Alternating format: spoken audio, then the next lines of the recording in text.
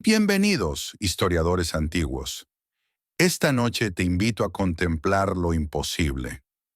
No lo imposible de la fantasía, no lo imposible de los cuentos de hadas, sino lo imposible de los objetos que existen, que pueden ser tocados y medidos, pero que no deberían existir según nuestra comprensión de la historia. Máquinas antiguas.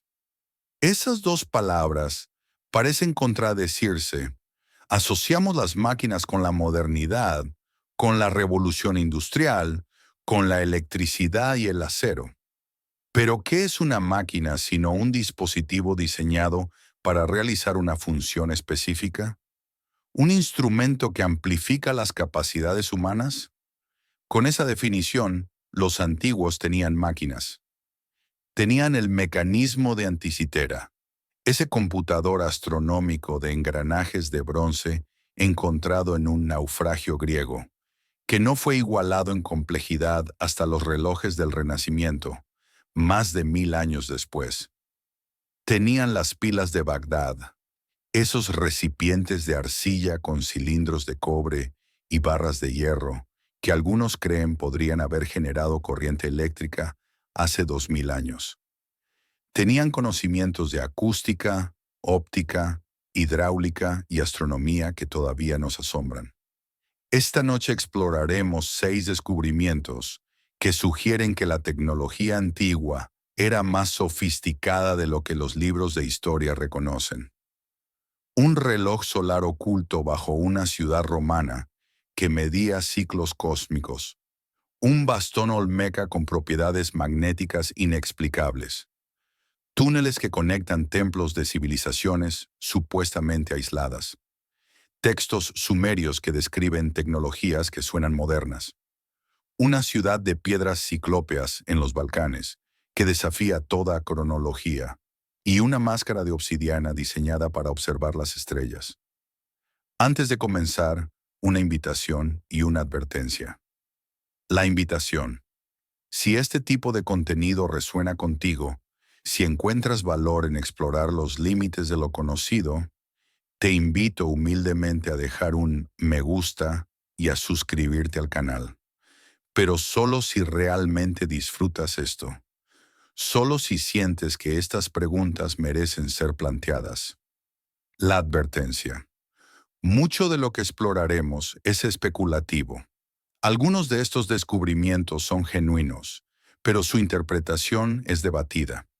Otros son controvertidos incluso en su autenticidad. No te pido que creas todo. Te pido que escuches con mente abierta y escepticismo saludable. Ahora atenúa las luces. Encuentra esa posición perfecta donde tu cuerpo puede relajarse completamente. Deja que las preocupaciones del día se disuelvan como niebla al amanecer. El mundo exterior puede esperar.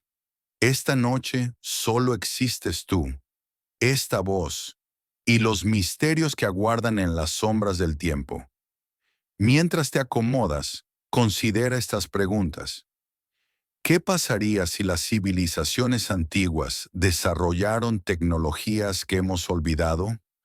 ¿Y si los mitos de dioses con poderes extraordinarios son recuerdos distorsionados de máquinas que no comprendemos? ¿Qué conocimientos se perdieron cuando las bibliotecas ardieron, cuando los imperios cayeron, cuando los conquistadores destruyeron lo que no entendían? ¿Por qué asumimos que somos los primeros en alcanzar ciertos logros? ¿Qué evidencia tendría que aparecer para que reconsideráramos todo? ¿Y qué haríamos si esa evidencia ya existiera, esperando ser reconocida? Quizás no hay nada extraordinario en ninguno de estos descubrimientos. Quizás todos tienen explicaciones mundanas. O quizás hay capítulos de la historia de la tecnología que han sido arrancados del libro. Respira profundamente. Deja que tus ojos se cierren si lo desean. Felicidades.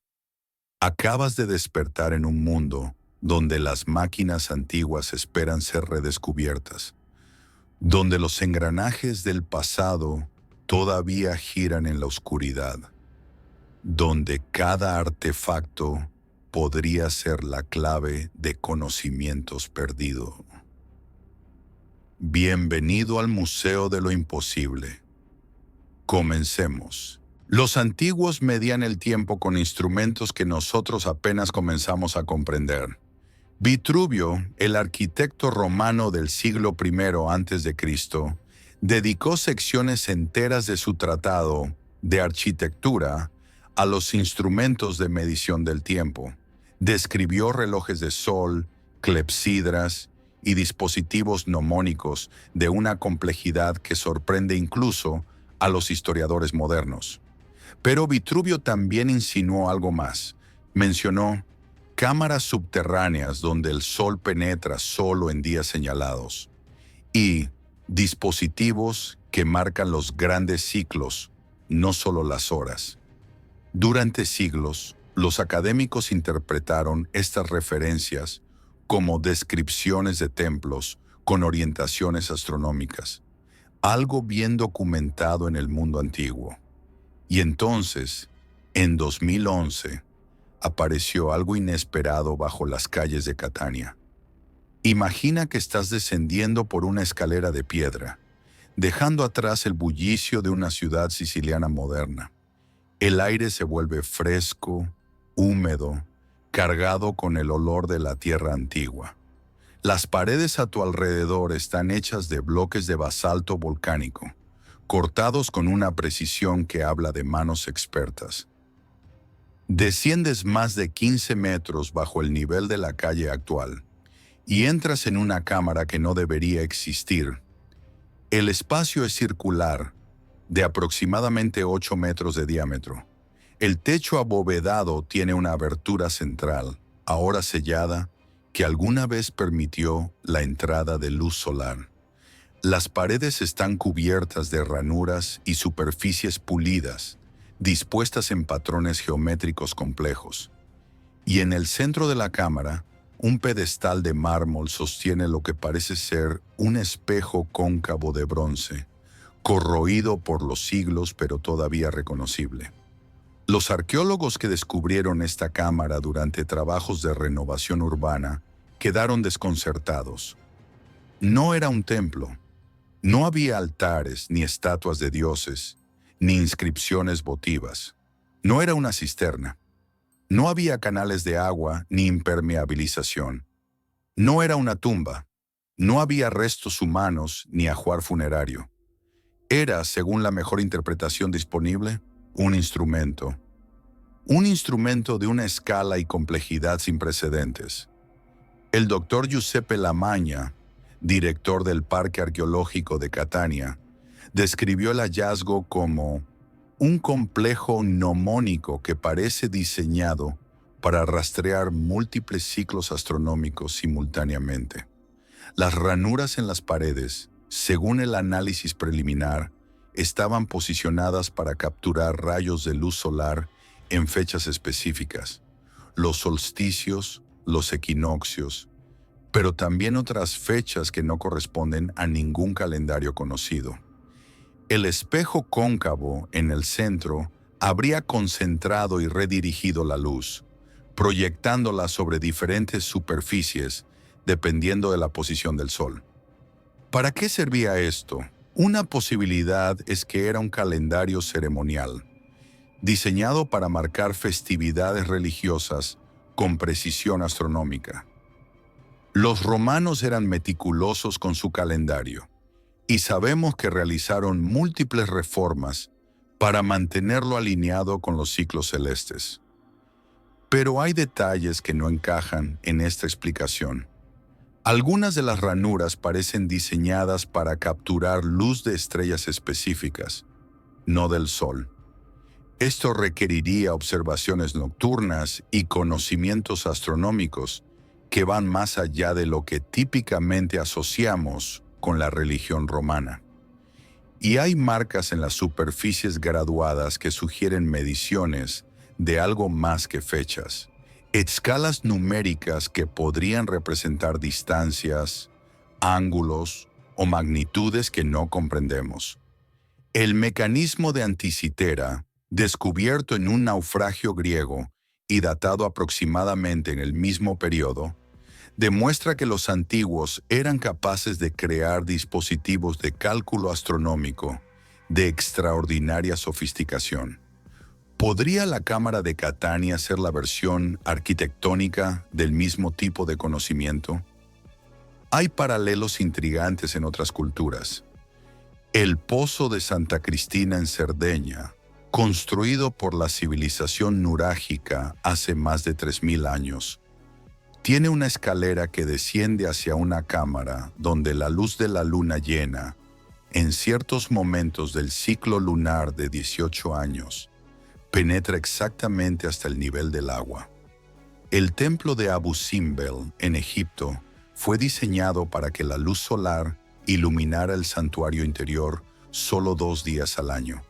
Los supuestos cumpleaños y coronación de Ramsés el Marito, Stonehenge, Newgrange, Angkor Wat, monumentos de todo el mundo incorporan alineaciones astronómicas que demuestran conocimientos sofisticados de los ciclos celestes.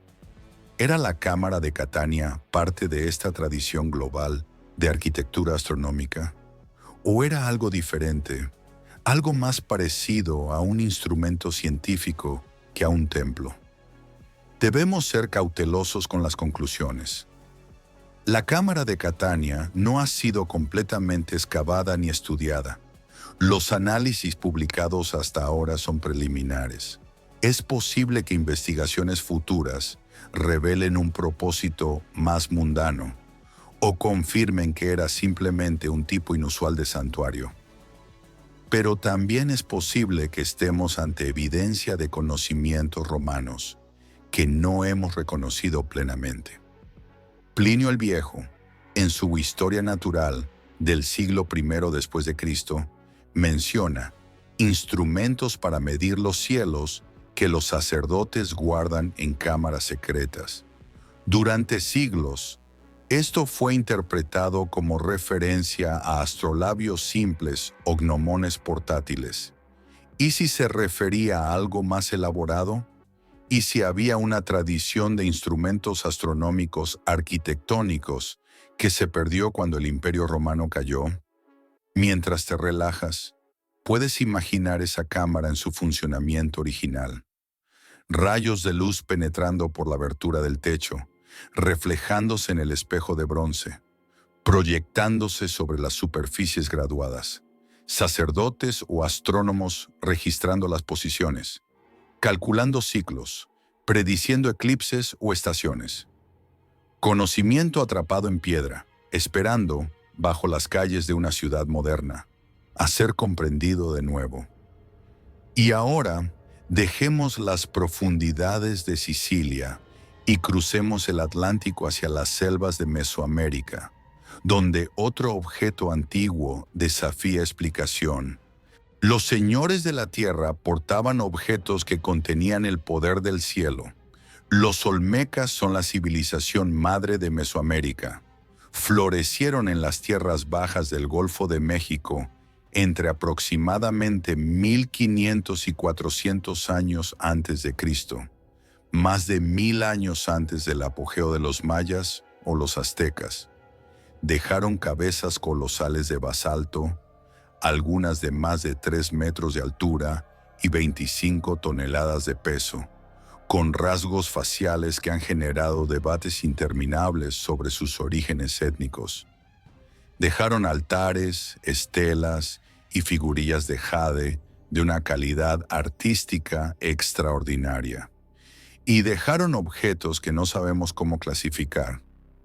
Imagina que estás en el sitio arqueológico de La Venta, en el actual estado de Tabasco, México.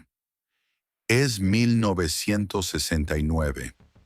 Un equipo de arqueólogos de la Universidad de Yale está excavando una ofrenda enterrada cerca de la pirámide principal. Entre los objetos de jade, serpentina y hematita, encuentran algo diferente.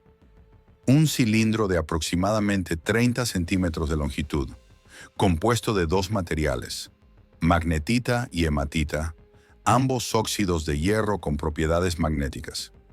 El objeto está pulido con una precisión extraordinaria. Su superficie muestra lo que parecen ser marcas de graduación, líneas finas espaciadas a intervalos regulares a lo largo de su longitud. Y cuando los investigadores lo acercan a una brújula, la aguja se mueve. El cilindro es magnético, no ligeramente magnético, como podría esperarse de un mineral de hierro natural. Fuertemente magnético, con una polaridad definida que sugiere magnetización deliberada.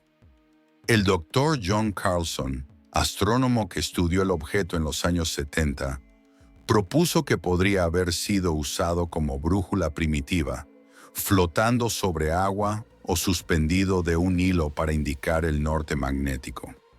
Si esta interpretación es correcta, los olmecas habrían inventado la brújula más de 1000 años antes que los chinos, a quienes tradicionalmente se atribuye este descubrimiento. Pero hay problemas con esta teoría. El objeto es demasiado pesado para flotar sin algún tipo de flotador, del cual no hay evidencia, y las marcas de graduación sugieren un propósito más complejo que simplemente señalar una dirección. ¿Qué era realmente este cilindro magnético? Hay otras posibilidades. Algunos investigadores han propuesto que podría haber sido un instrumento para detectar depósitos minerales, una especie de detector de metales primitivo. La magnetita y la hematita a menudo se encuentran cerca de otros minerales valiosos, y un objeto magnético podría teóricamente ser usado para localizar tales depósitos.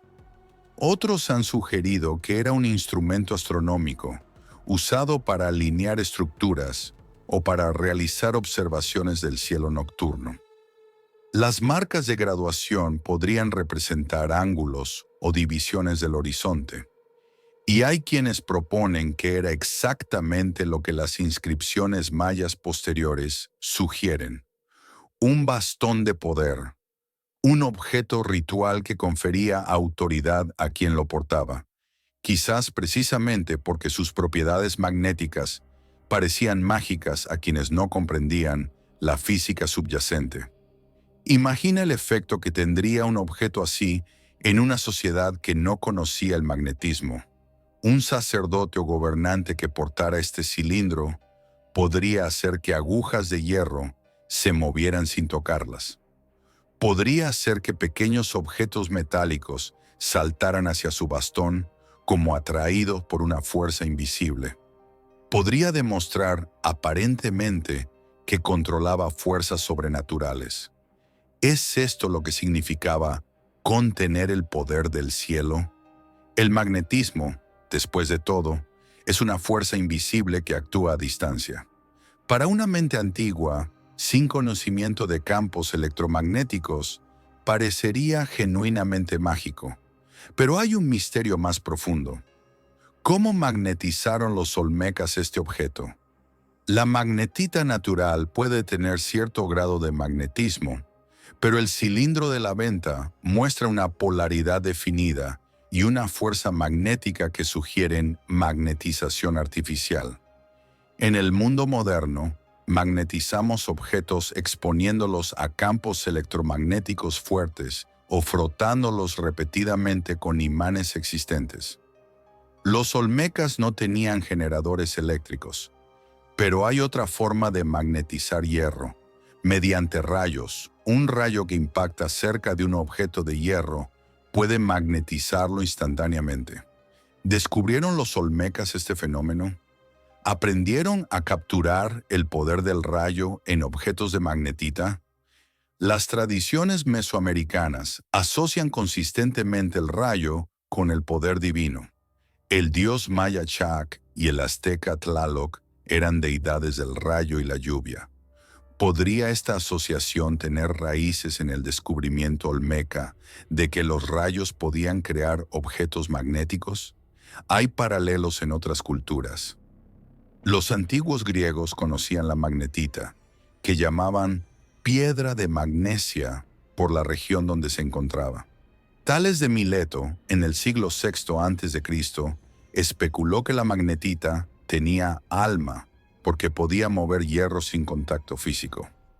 En China, las primeras brújulas aparecen en registros del siglo II a.C., pero hay indicios de que el conocimiento del magnetismo era más antiguo.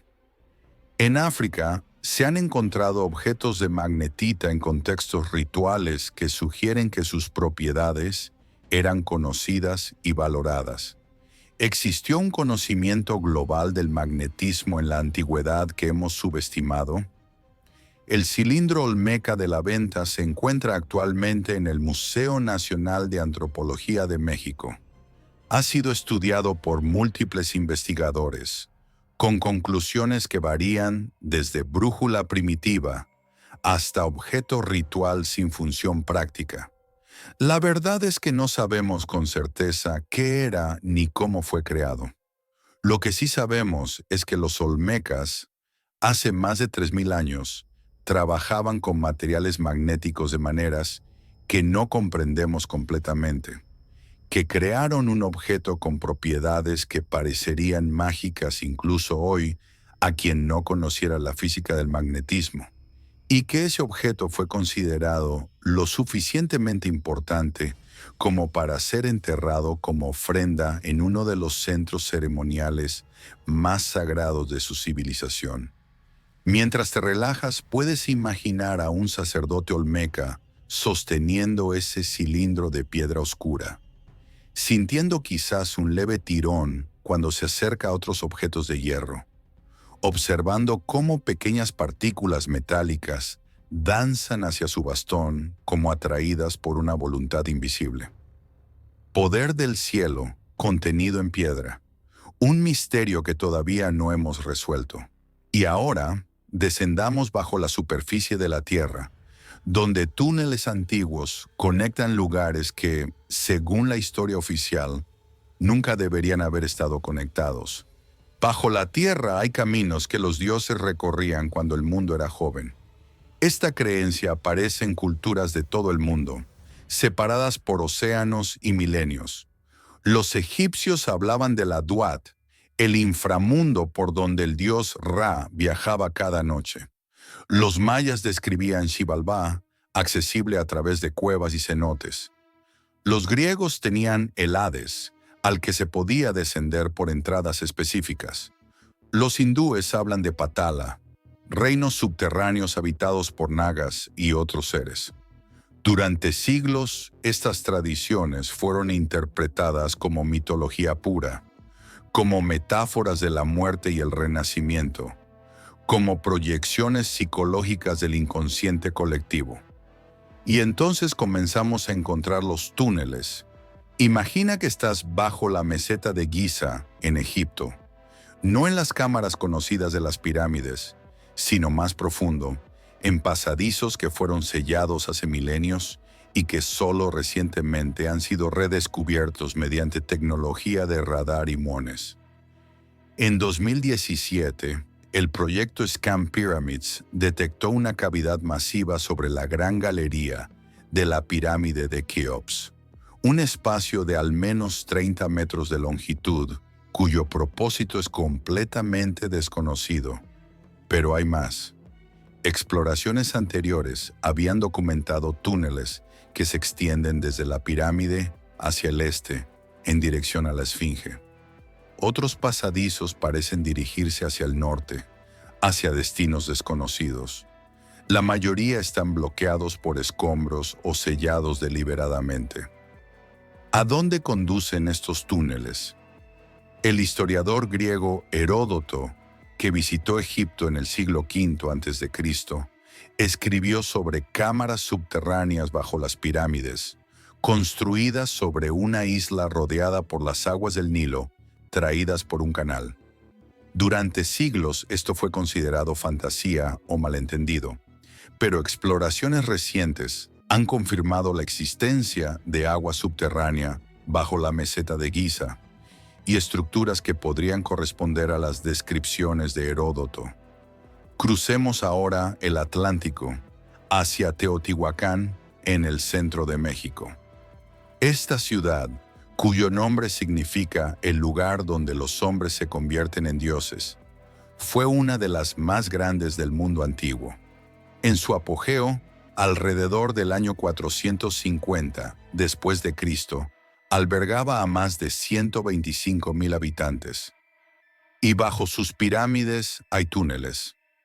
En 2003, una tormenta abrió un sumidero frente a la pirámide de la serpiente emplumada, revelando la entrada a un sistema de túneles que había permanecido sellado durante más de 1800 años. Lo que los arqueólogos encontraron dentro desafió todas las expectativas. El túnel se extendía a más de 100 metros bajo la pirámide. Sus paredes estaban cubiertas de pirita, un mineral que brillaba como oro bajo la luz de las antorchas. El suelo estaba salpicado de mercurio líquido, cientos de esferas del metal tóxico que centelleaban como estrellas caídas. Al final del túnel, 3 cámaras contenían ofrendas extraordinarias, figurillas de jade, conchas marinas, restos de grandes felinos y objetos de una complejidad ritual que todavía está siendo estudiada. ¿Por qué mercurio? El mercurio no tiene ningún uso práctico obvio en este contexto. Es tóxico, difícil de obtener y no tiene propiedades estructurales útiles. Pero el mercurio es líquido a temperatura ambiente. Refleja la luz como un espejo. Y en muchas tradiciones antiguas se asociaba con lo sobrenatural, con portales entre mundos, con la sustancia de la que estaban hechos los ríos del inframundo. Estaban los teotihuacanos tratando de crear una representación física del inframundo bajo su pirámide más sagrada, o conocían propiedades del mercurio que nosotros hemos olvidado. Viajemos ahora a Capadocia, en la actual Turquía. Esta región de paisajes lunares, donde la erosión ha creado formaciones rocosas fantásticas llamadas chimeneas de hadas, esconde uno de los sistemas de túneles más extensos del mundo antiguo. Derinkuyu es una ciudad subterránea que desciende más de 80 metros bajo la superficie, con capacidad para albergar a más de 20,000 personas junto con su ganado y provisiones. Tiene sistemas de ventilación, pozos de agua y puertas de piedra circular que podían sellarse desde dentro para proteger contra invasores. Y Derinkuyu no está sola. Hay más de 200 ciudades subterráneas documentadas en Capadocia, algunas conectadas entre sí por túneles de kilómetros de longitud. ¿Quién construyó estas ciudades? ¿Y por qué? La explicación convencional es que fueron refugios excavados a lo largo de siglos por poblaciones que huían de invasores, persas, romanos, árabes, y ciertamente fueron usadas como refugios en tiempos históricos. Pero hay indicios de que algunas de estas estructuras son mucho más antiguas. Los niveles más profundos de Derinkuyu muestran técnicas de excavación diferentes de los niveles superiores. Algunos investigadores proponen que los niveles inferiores podrían datar de la Edad del Bronce o incluso antes, y que las poblaciones posteriores simplemente expandieron y modificaron estructuras preexistentes. ¿Qué civilización excavó los primeros túneles de Capadocia? ¿Y por qué sentían la necesidad de crear refugios subterráneos tan elaborados? Hay una pregunta más inquietante que conecta todos estos sitios. ¿Podrían algunos de estos sistemas de túneles estar conectados entre sí? Esta es una idea especulativa, sin evidencia directa que la apoye. Pero hay tradiciones persistentes en múltiples culturas que hablan de redes subterráneas que se extienden por continentes enteros. Los mitos sudamericanos hablan de túneles que conectan sitios sagrados a lo largo de los Andes. Las leyendas tibetanas describen Agartha, un reino subterráneo accesible desde múltiples puntos del planeta. Las tradiciones nativas americanas mencionan el mundo de abajo, al que se puede acceder desde cuevas sagradas. ¿Son estas tradiciones puramente mitológicas? ¿O preservan memorias de sistemas de túneles reales que existieron en la antigüedad y que han sido olvidados o destruidos? Debemos ser claros. No hay evidencia de una red global de túneles antiguos. Los sistemas conocidos, por impresionantes que sean, son locales y no muestran conexiones intercontinentales. Pero la prevalencia de tradiciones sobre mundos subterráneos en culturas de todo el planeta es como mínimo intrigante. ¿Por qué tantas civilizaciones, independientemente, desarrollaron la idea de que había reinos bajo la tierra? ¿Por qué tantas invirtieron recursos enormes en excavar túneles y cámaras subterráneas? ¿Qué buscaban o de qué huían? Mientras te relajas, puedes imaginar esos pasadizos oscuros que se extienden bajo pirámides y montañas, el aire frío y quieto, el silencio absoluto interrumpido solo por el goteo ocasional de agua, paredes de piedra que han permanecido inalteradas durante milenios, caminos que los antiguos recorrieron con propósitos que solo podemos imaginar, secretos enterrados bajo nuestros pies, esperando. Y ahora ascendamos desde las profundidades de la tierra hacia las estrellas, donde textos antiguos describen visitantes que vinieron del cielo. En los tiempos antes del tiempo, los Anunnaki descendieron de las estrellas y enseñaron a los hombres las artes de la civilización sumeria, la primera civilización de la que tenemos registros escritos.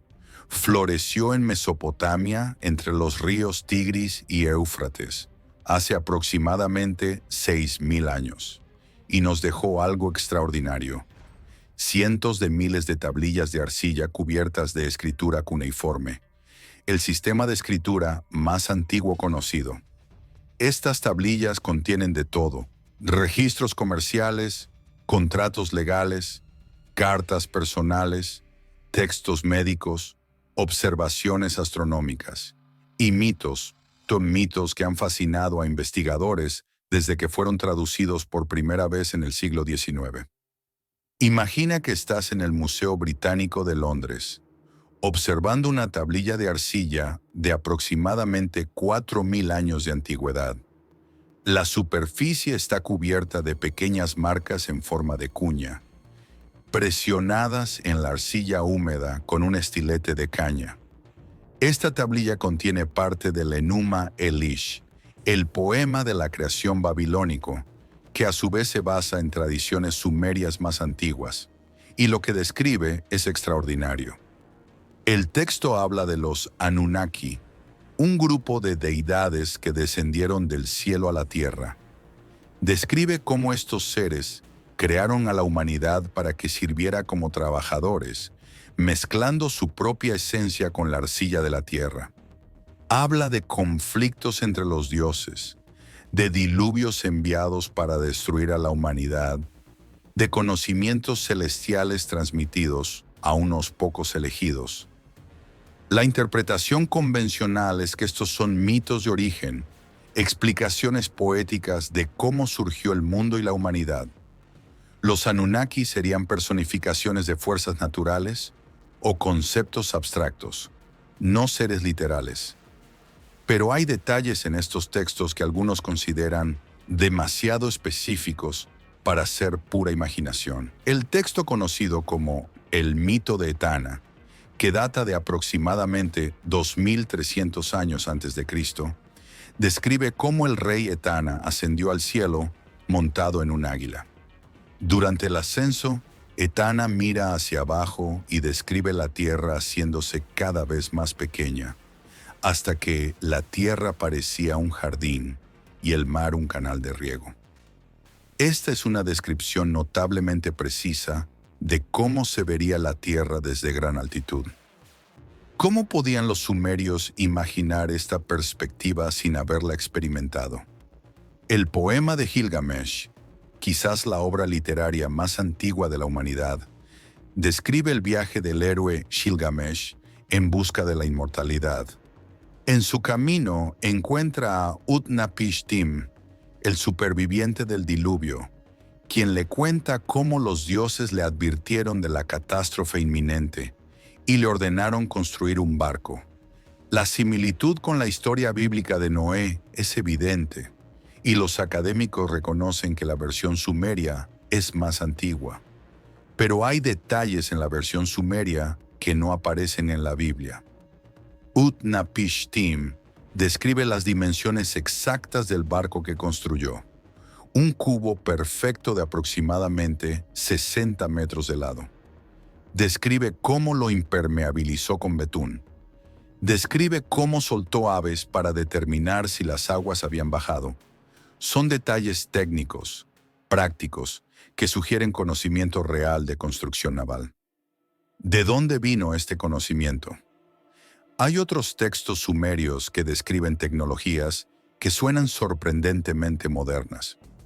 Los Me, en la mitología sumeria, eran objetos o poderes divinos que conferían habilidades específicas. La lista de Me incluye cosas como el arte de la escritura, el arte de la música, el arte de la construcción, pero también cosas más enigmáticas como el descenso al inframundo, la destrucción de ciudades y el conocimiento de los cielos. ¿Eran los Emer simplemente conceptos abstractos o representaban conocimientos o tecnologías específicas que los sumerios recibieron de alguna fuente? El investigador Zecharia Sitchin, en su serie de libros Las Crónicas de la Tierra, publicada a partir de 1976, propuso una interpretación radical de estos textos. Según Sitchin, los Anunnaki eran literalmente extraterrestres del planeta Nibiru que vinieron a la Tierra hace cientos de miles de años.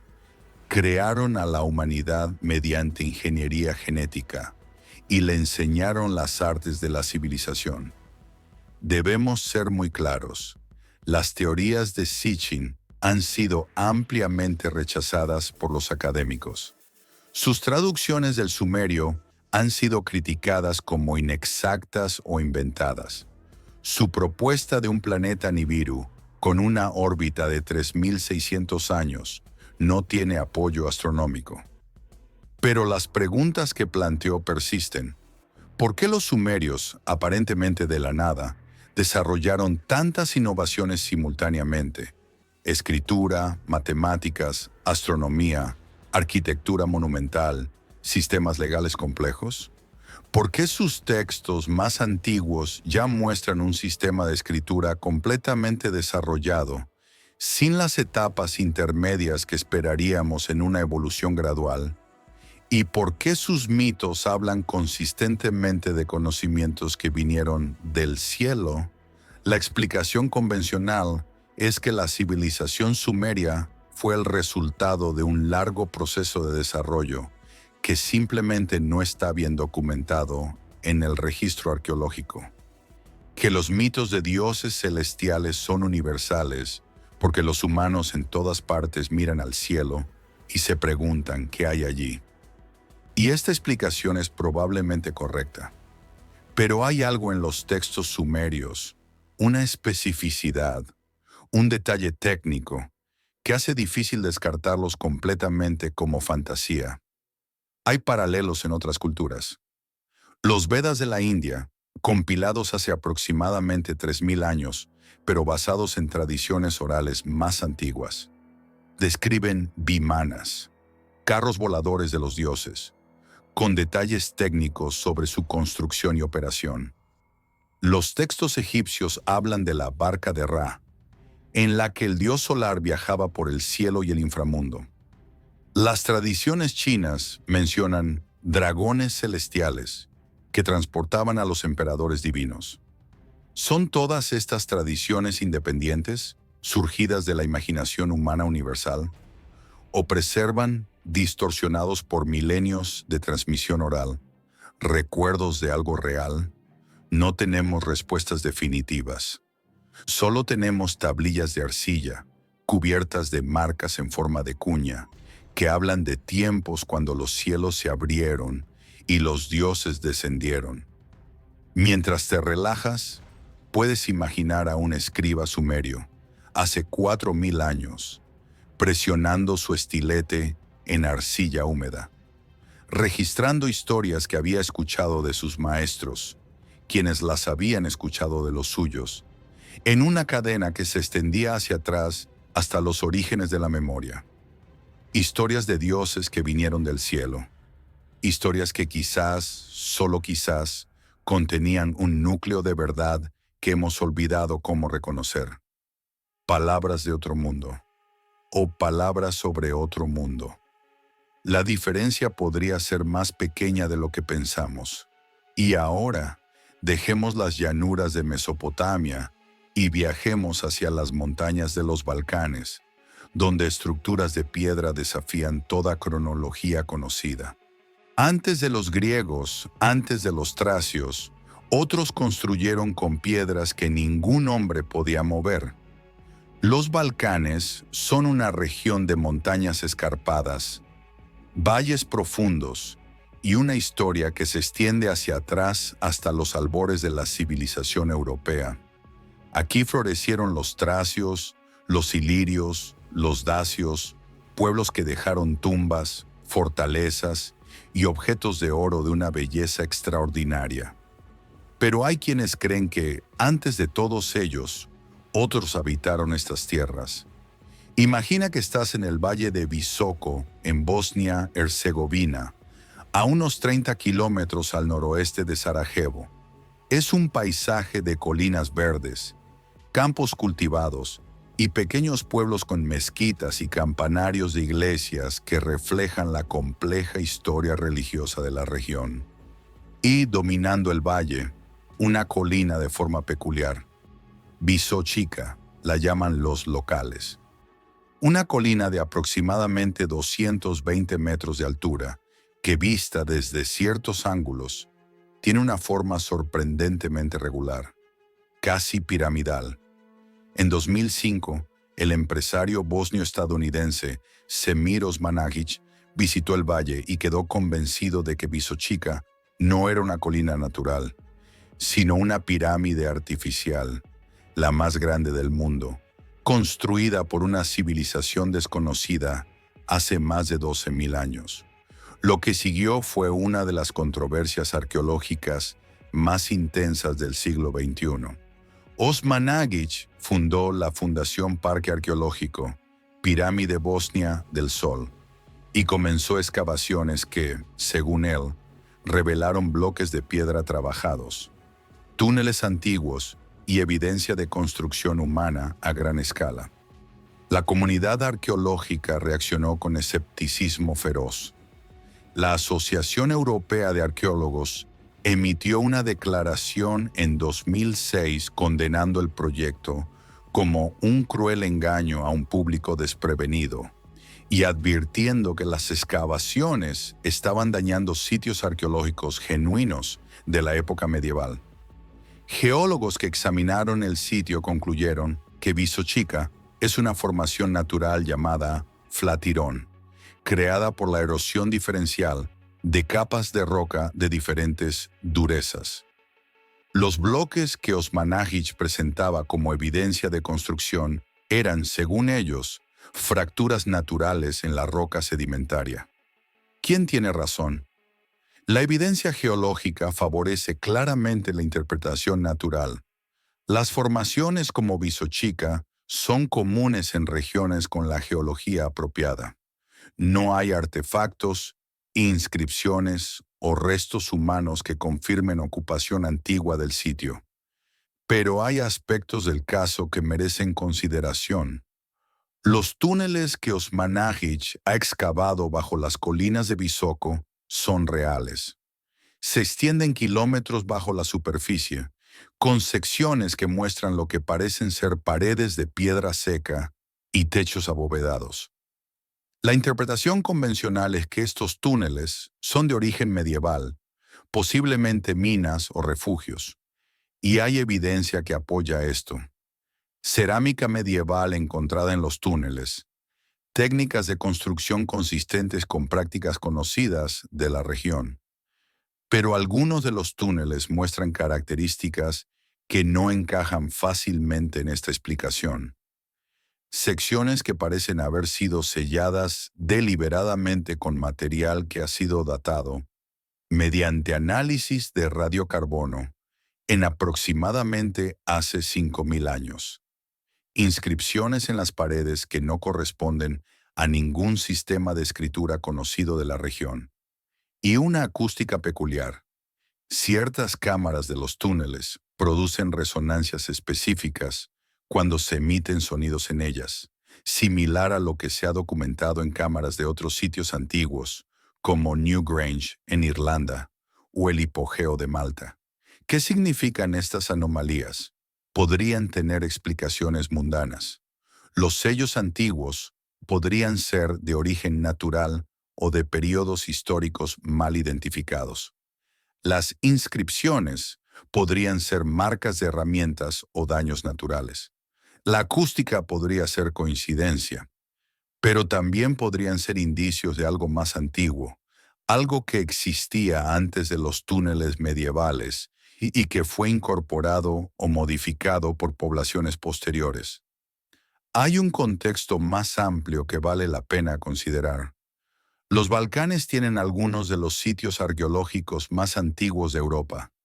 La cultura de Vinča, que floreció en Serbia entre aproximadamente 5.500 y 4.500 años antes de Cristo, produjo figurillas, cerámica y lo que algunos investigadores consideran un sistema de símbolos que podría ser una forma temprana de escritura. La cultura de Lepenski Vir, en las orillas del Danubio, data de hace más de 9.000 años y dejó esculturas de piedra con rostros que no se parecen a nada más en el arte prehistórico europeo. ¿Qué otras culturas podrían haber existido en esta región que no hemos descubierto? La arqueología de los Balcanes ha sido obstaculizada durante décadas por conflictos políticos, guerras y falta de financiamiento. Vastas áreas nunca han sido sistemáticamente exploradas. ¿Qué podría estar esperando bajo la superficie? Debemos ser claros. No hay evidencia convincente de que las colinas de Visoko sean pirámides artificiales. La interpretación geológica es casi seguramente correcta, pero la controversia ha tenido un efecto secundario interesante. Ha atraído atención hacia la arqueología de los Balcanes, ha generado financiamiento para investigaciones y ha motivado a científicos a examinar más de cerca una región que había sido relativamente ignorada. Y los túneles de Visoko, sean lo que sean, merecen más estudio, porque incluso si no son obra de una civilización perdida de hace 12.000 años, podrían contener información valiosa sobre las culturas que realmente los construyeron. A veces, la búsqueda de lo extraordinario nos lleva a descubrir lo ordinario extraordinario. Mientras te relajas, puedes imaginar esas colinas verdes de Bosnia, con sus formas que invitan a la especulación. Los túneles oscuros que se extienden bajo ellas, guardando secretos que quizás nunca conoceremos completamente. ¿Pirámides de una civilización perdida? Probablemente no. Pero algo interesante, algo que merece investigación, casi seguramente sí. El misterio no siempre está donde lo buscamos. A veces está justo al lado, esperando ser reconocido. Y ahora, para nuestro último misterio, viajemos hacia México, donde una máscara de obsidiana revela secretos escritos en las estrellas.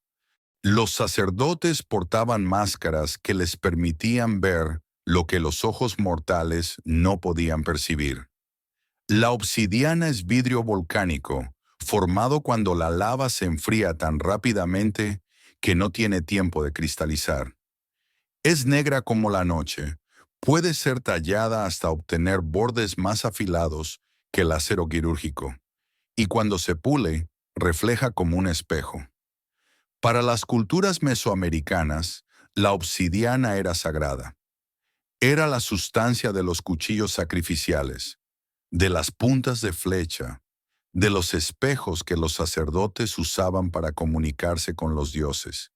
Era literalmente piedra del cielo, porque venía de volcanes que los antiguos consideraban portales al inframundo y al reino celestial. Imagina que estás en el Museo Nacional de Antropología de México, observando una vitrina que contiene una máscara de obsidiana de aproximadamente 1500 años de antigüedad, encontrada en una tumba de Monte Albán, la antigua capital zapoteca en el actual estado de Oaxaca. La máscara es extraordinaria. Mide aproximadamente 20 centímetros de altura. Representa un rostro humano estilizado, con ojos almendrados, nariz recta y boca ligeramente abierta. La superficie exterior está cubierta de incrustaciones de pirita, pequeños fragmentos del mineral dorado dispuestos en patrones específicos, y esos patrones son lo que hace única a esta máscara. Cuando los arqueólogos mapearon la disposición de las incrustaciones de pirita, descubrieron algo inesperado. Los patrones correspondían a constelaciones, no a constelaciones aleatorias, sino a configuraciones estelares específicas, visibles desde la altitud de Oaxaca en ciertas épocas del año. Las Pléyades estaban representadas, Orión estaba representado, y había otros patrones que los investigadores todavía están tratando de identificar. ¿Era esta máscara un mapa estelar portátil? Pero hay más. La superficie interior de la máscara, la que estaría en contacto con el rostro de quien la usara, está pulida hasta un grado extraordinario. Tan pulida que actúa como espejo, un espejo cóncavo. ¿Qué verías si te pusieras esta máscara y miraras hacia el cielo nocturno? La superficie cóncava concentraría la luz de las estrellas. Las incrustaciones de pirita en el exterior, vistas desde dentro a través de pequeñas perforaciones, brillarían como puntos de referencia. Sería, en efecto, un instrumento para observar y mapear el cielo. ¿Era esta máscara un primitivo planetario personal? Los zapotecos eran astrónomos sofisticados. Su calendario, uno de los más precisos de Mesoamérica, requería observaciones celestes meticulosas mantenidas durante generaciones. Construyeron observatorios en Monte Albán, incluyendo el famoso Edificio J, una estructura con forma de punta de flecha orientada hacia puntos específicos del horizonte, donde ciertas estrellas aparecían en fechas importantes. Una máscara diseñada para observación astronómica encajaría perfectamente en esta tradición. Pero hay interpretaciones alternativas. Algunos investigadores proponen que la máscara era puramente ritual, diseñada para transformar al portador en una deidad celestial durante ceremonias. Las incrustaciones de pirita representarían el cielo estrellado que el sacerdote se convertía al ponerse la máscara. Otros sugieren que el pulido interior servía para crear efectos visuales durante estados alterados de conciencia. Los sacerdotes mesoamericanos usaban sustancias psicoactivas en sus rituales. Una superficie reflectante cerca de los ojos podría amplificar las experiencias visionarias. Y hay quienes proponen que la máscara tenía múltiples funciones: ritual, astronómica y quizás otras que no comprendemos. Hay paralelos en otras culturas. Los espejos de obsidiana eran usados en muchas partes del mundo antiguo para propósitos que iban más allá de la simple vanidad. En el antiguo Egipto, espejos de cobre pulido eran colocados en tumbas para capturar el alma del difunto. En China, espejos de bronce con patrones cosmológicos eran usados en rituales taoístas para comunicarse con el mundo espiritual. En la tradición azteca, el dios Tezcatlipoca, espejo humeante, era representado con un espejo de obsidiana en lugar de un pie, a través del cual podía ver todo lo que ocurría en el mundo. ¿Existió una tradición global de usar superficies reflectantes como instrumentos para acceder a conocimientos ocultos? ¿Y qué conocimientos podrían obtenerse de esta manera? La astronomía es una posibilidad obvia. Un espejo cóncavo puede concentrar luz, haciendo visibles estrellas tenues que de otro modo serían difíciles de observar. Podría ser usado para medir ángulos, para rastrear movimientos, para predecir eventos celestes. Pero hay otras posibilidades más especulativas. Algunos investigadores han propuesto que los antiguos conocían propiedades de la luz y la óptica que hemos olvidado, que sus espejos mágicos no eran solo metáforas, sino instrumentos reales con capacidades que no comprendemos. Debemos ser cautelosos con tales especulaciones. No hay evidencia de que los antiguos tuvieran conocimientos ópticos más allá de lo que la arqueología ha documentado.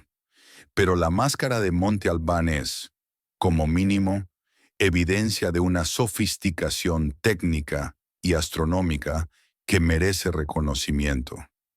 No es magia, es ingeniería. Ingeniería al servicio de la observación del cosmos, de la conexión con lo divino, de la comprensión del lugar de la humanidad en el universo. Y eso, en sí mismo, es extraordinario. Mientras te relajas, puedes imaginar a un sacerdote zapoteco hace 1500 años poniéndose esta máscara en la oscuridad de un templo, mirando hacia arriba, hacia el cielo nocturno de Oaxaca, tan claro y lleno de estrellas como solo puede serlo lejos de las luces modernas, viendo las constelaciones reflejadas en la pirita, sintiendo que se convertía por un momento en parte del cosmos mismo, un rostro que mira las estrellas, estrellas que, quizás, miraban de vuelta. Y así llegamos al final de nuestro viaje. Esta noche hemos caminado por los márgenes de lo posible, por esos territorios donde la tecnología antigua se encuentra con el misterio moderno. Hemos descendido a cámaras subterráneas bajo ciudades romanas. Hemos sostenido bastones magnéticos en las selvas de Mesoamérica. Hemos recorrido túneles que conectan mundos. Hemos leído palabras cuneiformes que hablan de seres del cielo. Hemos contemplado colinas que podrían o no ser pirámides. Hemos mirado las estrellas a través de máscaras de obsidiana. 6 misterios, 6 ventanas a un pasado que quizás era más sofisticado de lo que reconocemos. 6 recordatorios de que la palabra máquina no siempre significa engranajes y electricidad. A veces significa piedra y luz. A veces significa magnetismo y reflexión. A veces significa conocimiento codificado en formas que hemos olvidado cómo leer. ¿Qué hemos aprendido? Quizás que nuestros ancestros merecen más crédito del que les damos, que observaban el cielo con una atención que nosotros, distraídos por pantallas y luces artificiales, hemos perdido, que construían con una precisión que todavía nos asombra, que buscaban entender el universo con las herramientas que tenían disponibles, y que a veces esas herramientas eran más ingeniosas de lo que imaginamos. Quizás que el progreso no es una línea recta, que conocimientos pueden florecer y perderse, que civilizaciones enteras pueden ser olvidadas, dejando solo fragmentos, anomalías, preguntas sin respuesta. Y quizás que el misterio mismo tiene valor. No necesitamos resolver todos los enigmas para apreciarlos. A veces, la pregunta es más valiosa que la respuesta. A veces, el asombro ante lo desconocido es exactamente lo que necesitamos para recordar que el mundo es más grande, más antiguo y más extraño de lo que nuestras certezas cotidianas sugieren. Esta noche, mientras te preparas para dormir, Lleva contigo estos misterios, no como problemas que exigen solución, sino como compañeros de viaje, como recordatorios de que hay más por descubrir, como invitaciones a mirar el mundo con ojos nuevos, a preguntarte qué podrían haber sabido los antiguos que nosotros hemos olvidado. Deja que tu mente flote entre relojes solares subterráneos y bastones magnéticos, entre túneles oscuros y tablillas de arcilla, entre colinas misteriosas y máscaras estelares. Deja que el misterio te arrope como una manta en esta noche. Y recuerda, cada artefacto antiguo que sobrevive es un mensaje del pasado. Un mensaje que quizás todavía no hemos aprendido a leer completamente. Pero seguimos intentando, seguimos buscando, seguimos preguntando. Y mientras haya preguntas, habrá razones para despertar mañana con curiosidad renovada. Esa curiosidad es tu herencia. Es el hilo que te conecta con todos los buscadores que vinieron antes, los astrónomos que mapearon el cielo, los ingenieros que movieron piedras imposibles, los escribas que registraron historias para generaciones futuras. Todos ellos buscaban entender, todos ellos se maravillaban ante lo desconocido, y tú eres parte de esa tradición. Así que descansa ahora, historiador antiguo. Deja que el sueño te lleve a lugares que la vigilia no puede alcanzar. Y cuando despiertes, el misterio seguirá aquí, esperándote, como siempre lo ha hecho, como siempre lo hará. Buenas noches, y que tus sueños estén poblados de máquinas antiguas y estrellas eternas.